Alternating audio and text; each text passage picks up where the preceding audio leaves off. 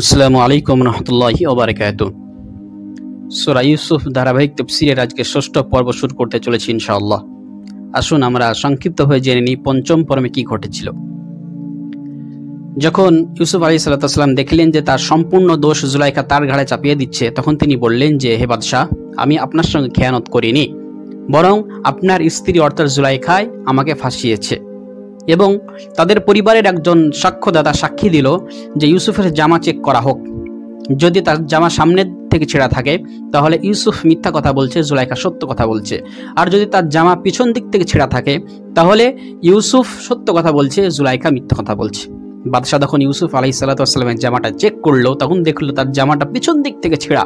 অতএব বাদশাহ বুঝতে পারলেন যে এটা আমার স্ত্রীর ছলচাতুরি, সে ফাঁসিয়েছে ইউসুফকে এবং সম্পূর্ণ দোষ তার ঘাড়ে চাপিয়ে দিতে যাচ্ছে। এবং তিনি কি করলেন, ইউসুফকে বললেন, তুমি এটা আর কারোর সামনে বলা বলি করো না। এবং তার স্ত্রীকে সে বলল যে তুমি এখান থেকে তওবা করো। কিন্তু একটা কথা আছে যে খারাপ জিনিস বেশি ছড়ায়, ভালো জিনিস এর চেয়ে খারাপ জিনিস তাড়াতাড়ি বেশি ছড়িয়ে যায়। যতই গোপন রাখার চেষ্টা করো কিন্তু সেটা আর গোপন থাকে না। তো এই যে কথা হলো, এই কথার মধ্যেই সভাসদ আরও যে সমস্ত আছে, ইনি তো আজিজ মিশরের আজিজ, কিন্তু সভাতে আরও যারা আছেন তারা সকলেই কানে কানে খবর পৌঁছে গেল যে আজিজের স্ত্রী অর্থাৎ জুলাইখা তার দাস, তার গোলামের সঙ্গে কি করতে চেয়েছিল, সে কুকর্মে লিপ্ত হতে চেয়েছিল এবং বাদশাহ হাতে নাতে ধরেছে। তো এই খবর যখন ছড়িয়ে পড়লো তখন সভাসদের যে সমস্ত স্ত্রী, মেয়ে, কন্যা যারা ছিল তারা নিজেদের মধ্যে বলা বলি শুরু করলো যে ওয়াকালা নিসওয়াতুন ফিল মাদিনা, কে শহরের মেয়েরা বলা বলি শুরু করলো কে ইমরাতুল আজিজ তুরাবিদু ফাতাহা আন নাফসি, কে আজিজের স্ত্রী সে নিজের গোলামের সঙ্গে, নিজের দাসের সঙ্গে কুকর্মে লিপ্ত হতে চেয়েছিল। কদ শাগাফাহা হুব্বা, তারা বলল যে জুলাইখা ভালোবাসা তাকে অন্ধ করে দিয়েছে, ভালোবাসা তাকে উন্মুক্ত করে দিয়েছে। ইন্না লানারাহা ফি যালালিম মুবিন, আমরা তো জুলাইখাকে একদম সম্পূর্ণ প্রকাশ্য পথভ্রষ্টতার মধ্যে দেখছি, বিভ্রান্তির মধ্যে দেখছি। তো শহরের মেয়েরা বলা বলি শুরু করলো যে জুলাইখা কিভাবে এটা, সে রাজ পরিবারের মেয়ে, সে রাজার স্ত্রী, সে কিভাবে এটা করতে পারে, সে নিজের দাস, নিজের গোলামের সঙ্গে এই কাজে ভালোবাসার সম্পর্কে কিভাবে জড়াতে পারে, এটা একদম অবাঞ্ছিত একটা ঘটনা। তারা এটা বলা বলি শুরু করলো এবং তারা বলল জুলাইখা পাগল, ভালোবাসার জন্য অন্ধ হয়ে গিয়েছে, ভালোবাসার জন্য পাগল হয়ে গিয়েছে, সে সম্পূর্ণ বিভ্রান্তির মধ্যে রয়েছে। তো মুফাসসিরিনে কিরামগণ বলেন যে মেয়েদের যে এই বলা বলি করা, এটাও একটা চক্রান্ত ছিল। কারণ মেয়েরা জানতো যে ইউসুফ খুবই সুন্দর দেখতে, ইউসুফ খুবই সুন্দর দেখতে, কিন্তু জুলাইখা কাউকে কোনোদিন দেখায়নি। তো তাদের মনে আশা ছিল যে আমরাও সেই যুবক, সেই পুরুষকে আমরা দেখবো সে কেমন। তো তারা যখন দেখার সুযোগ পায়নি, একটা সুযোগ পেয়েছে তারা, তো তারা যখন উস্কাবে, জুলাইখা যখন সে উস্কানিতে পা রেখে যদি তাদেরকে দেখিয়ে দেয় তাহলে তাদের ভাগ্য খুলে যাবে। তো এই জন্য তারা কি করলো, তারা উস্কাতে শুরু করলো যে জুলাইখা কেমন মেয়ে যে নিজের গোলামের সঙ্গে সে কুকর্মে লিপ্ত হতে চায়। তো এই খবর যখন জুলাইখার কানে পৌঁছালো তখন জুলাইখা তাদের সেই পাতা ফাঁদে সে পা দিয়ে ফেললো এবং সে কি করলো, ফালাম্মা সামিআত বিমাকরিহিন্না, যখন জুলাইখা তাদের সে সমস্ত কথাগুলো শুনলো, তাদের সেই সমস্ত চক্রান্ত, তাদের সেই সমস্ত ভৎসনা সবকিছু শুনলো, তো আরসালাত ইলাইহিন্না, তাদেরকে ডেকে পাঠালো। ওয়া আ'তাদাত লাহুন্না মুত্তাকাআ, এবং তাদের জন্য একটা ভোজ সভার আয়োজন করলো এবং এমন ভোজ সভা সে বানালো যেখানে প্রত্যেকের জন্য আলাদা আলাদা বালিশের ব্যবস্থা করলেন, যেন মানুষে হেলান দিয়ে খাওয়ার পরে কি করতে পারে, বসতে পারে। এবং ওয়াআতাত কুল্লা ওয়াহিদাতিন মিনহুন্না সিকিনা, এবং প্রত্যেকের জন্য একটা ধারালো ছুরির ব্যবস্থা করলো। মানে এমন একটা ভোজসভার আয়োজন করলো যেখানে ফল খাওয়া হয়। মুফাসসিরিনে কেরামগণ কেউ কেউ বলেছেন যে সবাই খাওয়া দাওয়া করছিল, কিংবা খাওয়া শেষের দিকে শুধুমাত্র এবার ফল খাওয়া বাকি, নিজেরা চাকু দিয়ে ফল কেটে খাবে এবং তারপরেই খাওয়া শেষ হবে। তো কেউ কেউ বলেছেন সে ফল কমলা লেবু ছিল, হয়তো যে কোনো ফল যে কোনো থাকতে পারে। তাহলে উদ্দেশ্য ছিল চাকু দিয়ে তারা নিজের ফল নিজে কেটে খাবে। তো তারা যখন ফল হাতে তুললো এবং কাটার জন্য, তো সেই সময় জুলাইখা কি করলো, ওয়াকালাত খুরুজ আলাইহিন, ইউসুফ আলাইহিস সালামকে সে বলল যে ইউসুফ, এবার তুমি এদের সামনে এসো। সে আগে থেকেই প্ল্যান করে রেখেছে যে মেয়েদেরকে আমি খাওয়ার জন্য ডাক দিব, মেয়েরা আসবে, বসবে এবং তারা যখন ফল কাটবে চাকু দিয়ে তখন আমি ইউসুফকে কি করব, ডাকবো। কারণ ইউসুফ আলাইহিস সালাম এত সুন্দর, সে তো জানে যে এরা তাকে দেখে মোহিত হবেই, সে তো ভালোভাবেই জানে, এই জন্য সে এই প্ল্যানটা করেছে। ইউসুফ আলাইহিস সালামের সৌন্দর্যের ব্যাপারে এসেছে যে আল্লাহ রাব্বুল আলামিন যে সৌন্দর্য বানিয়েছেন, সৌন্দর্য বলে যে জিনিসটা বানিয়েছেন তার অর্ধেক তিনি ইউসুফ আলাইহিস সালামকে দিয়েছিলেন। আর অর্ধেক আদম আলাইহিস সালাম থেকে নিয়ে একদম কিয়ামত পর্যন্ত যত মানুষ আসবে সকলের মধ্যে অর্ধেক সৌন্দর্য বিদ্যমান। তাহলে হিসাব করুন কত সুন্দর তিনি হতে পারে। এজন্য তারা যখন ফল হাতে নিল এবং চাকু দিয়ে কাটা শুরু করলো, সেই সময় জুলাইখা বলল, ইউসুফ তুমি আবার বেরিয়ে এসো। ওয়াকালাত ইখরুজ আলাইহিন, ইউসুফ আলাইহিস সালামকে আদেশ করা হলো তুমি বেরিয়ে এসো। ইউসুফ আলাইহিস সালাম তাদের সামনে দিয়ে যখন আসলেন, ফালাম্মা রাআইনাহু আকবারনাহু ওয়া কাত্তা'না আইদিয়াহুন, তারা যখন ইউসুফকে দেখলো তারা বিমূঢ় হয়ে গেল এবং ওয়া কাত্তা'না আইদিয়াহুন, তারা নিজের হাত কেটে ফেললো। ইউসুফকে দেখেই তারা মোহিত হয়ে গেল, তারা জ্ঞান শূন্য হয়ে পড়লো, তারা পাগল হয়ে গেল, তাদের মধ্যে আর কোনো সেন্সলেস, তাদের মধ্যে আর কোনো জ্ঞান নাই।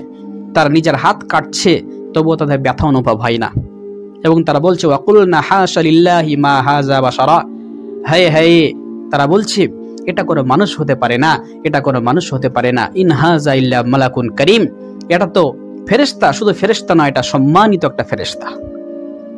তারা দেখে এমন পাগল হলো, নিজের হাত কাটছে কিন্তু তাদের মনে ব্যথা আসছে না, ব্যথা পাচ্ছে না তারা, কারণ তারা সেই দিকে, তাদের মন সেই দিকে, এই দিকে তাদের ধ্যান নাই।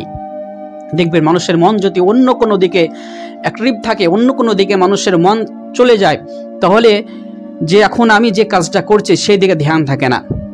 যেমন উদাহরণ দিই, যেমন ধরুন যে অনেক সময় দেখা যায় যে নামাজে দাঁড়িয়ে নামাজ চলছে, নামাজ পড়ছি, কিন্তু আমার মন এমন কোনো জায়গায় চলে গিয়েছে যেখানে আমার মন পড়ে আছে, অতএব অনেক সময় ভুল হয়ে যায়, কত রাকাত পড়লাম সেটাই ভুলে যায়। তাহলে রানিং যে কাজ করছি সেই কাজের মধ্যে আমি আছি, তারপরে মনটা অন্যদিকে যাওয়ার কারণে রানিং কাজ কি হচ্ছে না হচ্ছে আর কোনো খেয়াল নাই। এই জন্য সেই মেয়েরাও ভুলে গিয়েছে, কি করছে, হাত কেটে ফেলেছে, তবুও তাদের ব্যথা অনুভব হয় না। তারা বলছে ইন হাদা ইল্লা মালাকুন কারীম, এ তো সম্মানিত ফেরেশতা, এটা কোনো মানুষ হতে পারে না।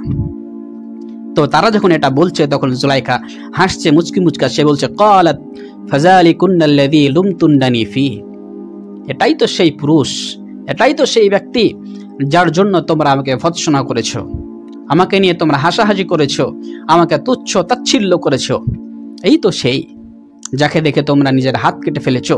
তাহলে বলো, একবার দেখার কারণে তোমরা নিজের হাত কেটেছো অথচ ব্যথা অনুভব হয় না, অথচ আমি প্রত্যেক দিন তার সঙ্গে বসবাস করি, তাকে দেখি, তাহলে আমার ভিতর কি হয় তুমি একবার চিন্তা করে দেখো।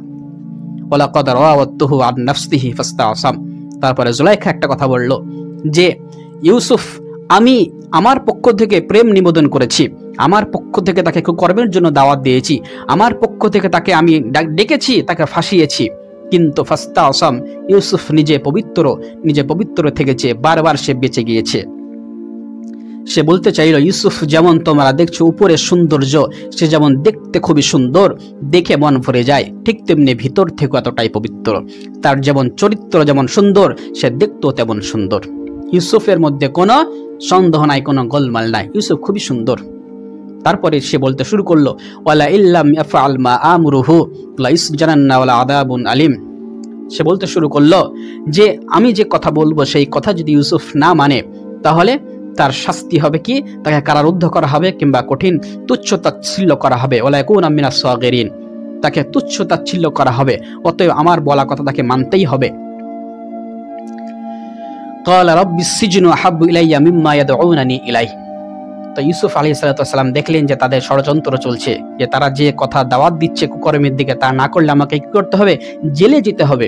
তো ইউসুফ আলাইহিস সালাম দোয়া করলেন আল্লাহর কাছে, বললেন ক্বালা রাব্বি, এ মেরা রব, আসসিজনু আহাব্বু ইলাইয়া মিম্মা ইয়াদউনানি ইলাইহি, আমি আমার কাছে এরা যে কাজে ডাকছে সেই কাজের থেকে অধিক প্রিয় আমার জেলখানায় যাওয়া, অতএব কুকর্মের থেকে আমি বেশি পছন্দ করি আমি জেলখানাতেই যাব, তবুও ভালো, কিন্তু আমি এদের ডাকে সাড়া দিব না, এদের সঙ্গে কুকর্মে আমি লিপ্ত হতে পারবো না। ওয়া ইল্লা তাসরিফ আন্নি কাইদাহুন্না আসবু ইলাইহিন্না ওয়া কুম মিনাল জাহিলিন, এবং আরো বলেন হে আল্লাহ তাআলা, আপনি যদি আমাকে এদের চক্রান্ত থেকে হেফাজত না করেন, আপনি যদি এদের চক্রান্ত থেকে আমাকে না বাঁচান, হতে পারে আমিও কি হতে পারি, আকৃষ্ট হয়ে যেতে পারি এবং আমিও জাহিলদের অন্তর্ভুক্ত হয়ে যেতে পারি, এর জন্য আপনি আমাকে হেফাজত করুন, আপনি আমাকে বাঁচান। তিনি দোয়া করলেন, তিনি কি করলেন, আল্লাহর কাছে দোয়া করলেন যে আসবু ইলাইহিন ওয়া কুম মিনাল জাহিলিন। আল্লাহ তাআলা বলছেন ফাসতাজাবা লাহু রাব্বুহু ফাসরাফা আনহু কাইদাহুন ইন্নাহু হুয়াস সামিউল আলিম। আল্লাহ তাআলা বলছেন আমি তার দোয়া কবুল করলাম, আমি তার দোয়াকে কবুল করে নিলাম এবং তাকে হেফাজত করলাম তাদের চক্রান্ত থেকে। আল্লাহ রাব্বুল আলামিন তিনি সব শুনেন, তিনি সব জানেন। সুম্মা বাদা লাহুম মিন বাদি মা রাআউল আয়াতি লায়াসজুরুনহু হাত্তা হিন। যখন সবকিছু প্রকাশ হয়ে গেল যে ইউসুফ নির্দোষ, সবাই জেনে গেল যে ইউসুফের কোনো দোষ নাই, সমস্ত মেয়ে জেনে গেল, তারপরেও তারা দেখলো যে ইউসুফ নির্দোষ, তারপরেও যদি ইউসুফকে জেলখানাতে আমরা ঢুকিয়ে দিই, যদি ইউসুফকে জেলখানায় না ঢুকাই এবং তাকে ছেড়ে দিই, তাহলে কি হবে? শেষ পর্যায়ে দেখা যাবে যে ইউসুফের কি হবে, আমার জুলাইখার নামে কি আসবে, দুর্নাম আসবে এবং ইউসুফ পাক পবিত্র সেটা রটে যাবে। অতএব এটা করা যায় না, যেহেতু রাজদরবারের মেয়ে, যেহেতু আজিজের স্ত্রী, এটা তো সহ্য করা যাবে না। ইউসুফকে তারা নির্দোষ, তারপরেও তারা ইউসুফকে জেলখানায় ভরে দেওয়ার জন্য তারা সিদ্ধান্ত নিল এবং তারা এই চক্রান্ত করলো যে ইউসুফকে জেলখানায় ভরলে মানুষের মনে এটা যাবে যে না, যাই হোক ইউসুফের পক্ষ থেকেই কোনো কি হয়েছিল, গন্ডগোল হয়েছিল এবং আজিজের স্ত্রী সে নির্দোষ ছিল এবং ইউসুফই কি করেছে, দোষী ছিল। এটা প্রমাণ করার জন্য তারা নির্দোষ ইউসুফকে তারা জেলখানায় ঢুকিয়ে দিল। তো যাই হোক, আজকে এ পর্যন্তই। ইনশাআল্লাহ সপ্তম পর্বে এরপর থেকে আবার শোনাবো।